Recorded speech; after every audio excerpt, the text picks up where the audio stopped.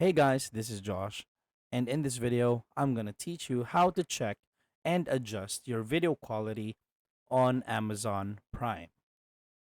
So, first thing you want to do is you want to log in your Amazon Prime account on your PC.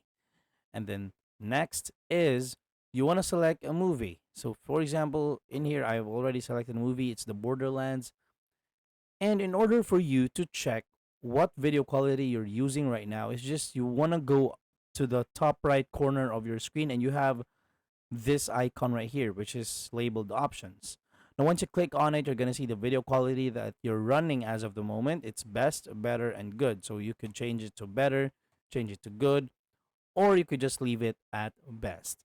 Now, again, you need to know that the video quality itself is also very dependent on the speed of your internet connection. So that's all that you need to know about checking and adjusting your video quality on Amazon Prime. Thank you so much for watching, guys. Please do not forget to subscribe, hit the like button and the notification bell so that you are updated with our daily uploads. This is Josh. I'm gonna see you on the next one.